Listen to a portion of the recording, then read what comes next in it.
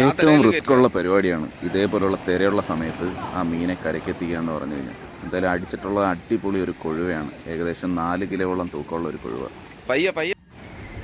160 രൂപ 150 രൂപ വില വരുന്ന സാധാരണ ഷോപ്പിൽ നിന്ന് വാങ്ങുന്ന പേര് പോലും ഇല്ലാത്ത ഒരു ലൂറിലാണ് നമുക്ക് ഈ കൊഴുവ അടിച്ചേക്കുന്നത്.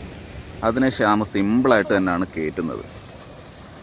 പല വീഡിയോസിലും കാണുന്നത് പോലെ വെപ്രാളവോ ബഹളവോ കാര്യങ്ങളോ ഒന്നുമില്ല.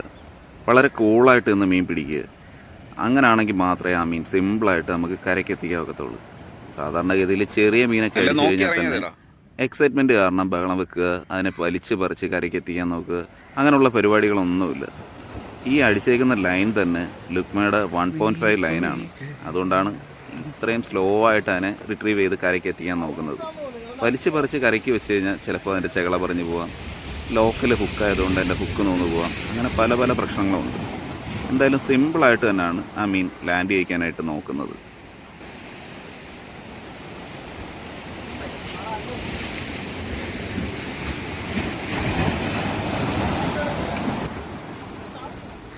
അതിലെടുത്ത് പറയേണ്ട അടുത്തൊരു കാര്യം എന്ന് പറഞ്ഞാൽ നമ്മളെ പയ്യൻ്റെ കാര്യം തന്നെയാണ്, അനിൽ. അപ്പോൾ അവനാണ് ഈ തിരയിലും ആ മീനെ ഇറങ്ങിയെടുക്കാനായിട്ട് ധൈര്യപ്പെട്ടത്.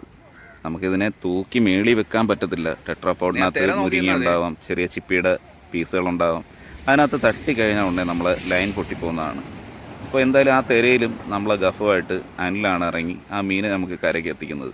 പക്ഷേ ഈ കാണുന്ന കണക്കല്ല കടലിൽ ഇറങ്ങി കഴിയുമ്പോഴത്തേക്ക് കടലിൻ്റെ സ്വഭാവം മാറുന്നത്. അത്യാവശ്യം നല്ല രീതി വഴുക്കലുണ്ടാവും, പിന്നും അതേ കണക്ക് തന്നെ തിര വാക്കല്ലാതെ അടിച്ചു കഴിഞ്ഞാൽ നമ്മൾ കടലിൽ പോവാം, ടെട്രാപോഡിന് ഇടയ്ക്ക് പോവാം, അങ്ങനെ പലതും സംഭവിക്കാൻ സാധ്യതയുള്ള ഒരു സ്ഥലം കൂടിയാണ് ഇത്. അത്രയും അപകടം പിടിച്ചൊരു സ്ഥലത്ത് ഇത്രയും റിസ്ക് എടുത്ത് ആ മീനെ എടുക്കണമെന്നുണ്ടെങ്കിൽ അതിന് അത്യാവശ്യം നല്ല സ്കില്ലും കാര്യങ്ങളും തന്നെ വേണം.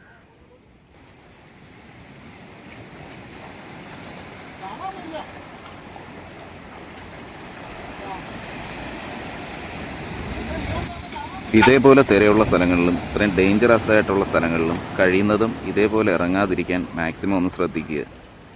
ഈ പറഞ്ഞ കാര്യങ്ങളെല്ലാം തുടക്കക്കാർക്ക് മാത്രമുള്ളതാണ്. അത്യാവശ്യം കടലും അതിൻ്റെ തിരയുടെ ഇതുമൊക്കെ അറിയാവുന്ന ഒരാൾക്ക് ഇറങ്ങാൻ പറ്റുന്ന സ്ഥലം തന്നെയാണ്. പക്ഷേ സൂക്ഷിക്കണമെന്ന് മാത്രം.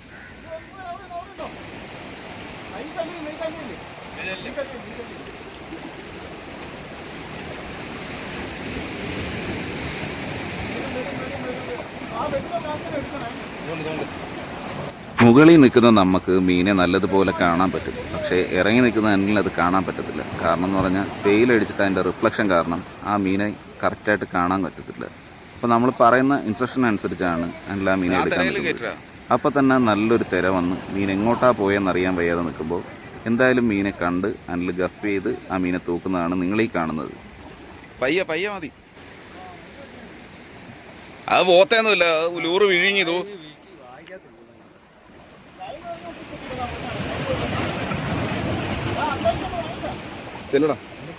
നിങ്ങൾ ഒരു സപ്പോർട്ട് കൊടുക്കണമെന്ന് പറഞ്ഞപ്പോഴത്തേക്ക് നമ്മളെ സിനിമയിലെ മുരളിയെ പോലെ നമ്മൾ അഭിലാഷ് ചാടി ഇറങ്ങുന്നതാണ് ഈ കാണുന്നത്. എന്തായാലും കിട്ടിയ മീനെ അഭിലാഷിൻ്റെ കയ്യിലേൽപ്പിച്ച് അനിൽ കരയ്ക്ക് എത്തിക്കുന്നുണ്ട്. ഇങ്ങോട്ട് കാണിച്ചാലേ, ആ കൊണ്ടോ ഇങ്ങോട്ട്.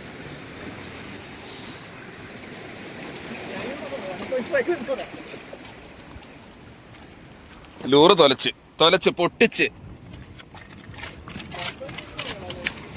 1.5 ആയതുകൊണ്ടല്ലേ ഇങ്ങനെ പിടിച്ചത്.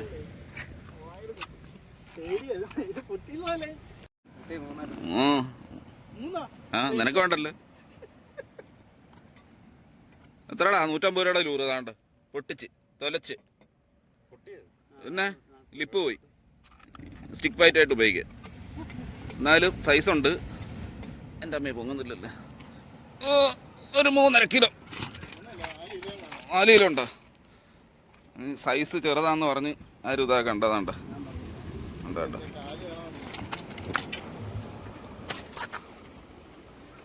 ഒരു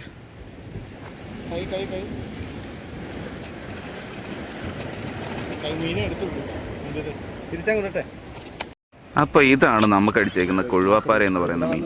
അപ്പോൾ ഇവനെ തിരിച്ചറിയാനുള്ള ഏക പോംവഴി എന്ന് പറഞ്ഞു കഴിഞ്ഞാൽ കണ്ണിന് ചുറ്റുമുള്ള ഒരു നീണ്ട പാട പോലെയുള്ള കട്ടിയുള്ള ഒരു ആവരണമുണ്ട്. അതാണ് ഇവനെ തിരിച്ചറിയാനുള്ള ഒരു പോംവഴി.